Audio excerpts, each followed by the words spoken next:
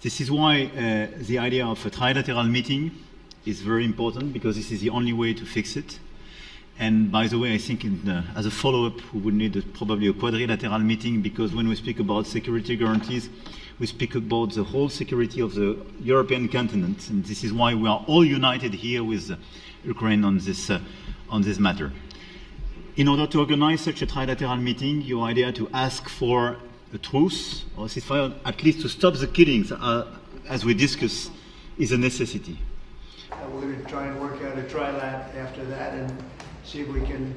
The next steps ahead are the more complicated ones now. The path is open. You opened it last Friday. But now the way is open for complicated negotiations. And to be honest, we all would like to see a ceasefire, the latest from the next meeting on. I can't imagine that the next meeting would take place without a ceasefire.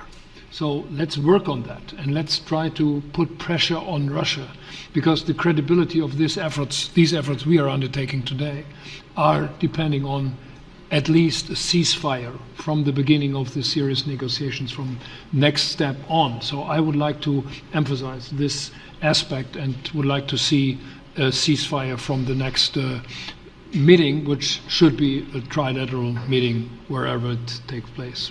President Macron of France, who's been with me from the beginning, really feel that we can, I think, with the right approach this afternoon, make real progress, particularly on the security guarantees, and your indication of security guarantees, of some sort of Article 5 style guarantees, fits with what we've been doing with the Coalition of the Willing, which we started some months ago, bringing countries together and showing that we were prepared to step up to the plate when it came to security. With you coming alongside, the US alongside what we've already developed, I think we could take a really important step forward today. A historic step, actually, could come out of this meeting in terms of security for Ukraine and security in Europe. She's served now, even though she's a very young person, she's served there for a long period of time relative to others. We will talk about many important topics.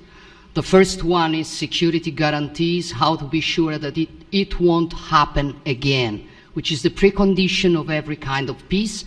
I'm happy that we will discuss about that. I'm happy that we will begin from a proposal, which is the, let's say, Article 5 model, which was Italian at the beginning. So we are always ready to bring our proposals for peace, for dialogue. It's something we have to build together to guarantee peace and to defend the security of our nation. So thank you, Mr. President, for hosting us. Take a lot of the burden. We're going to help them, and we're going to make it very secure. I think if we play this well, we could end this.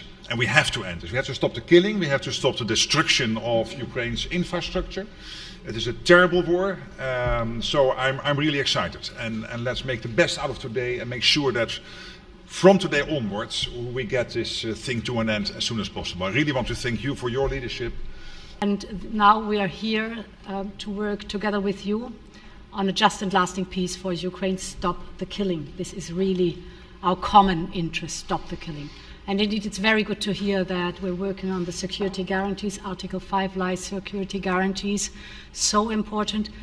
And if I look at the silver lining of where we stand right now, we found a solution in 1944, and I'm sure that we'll be able to find a solution in 2025 to end Russia's war of aggression and find and get a lasting and just peace. The situation is very difficult, but that's why we're here.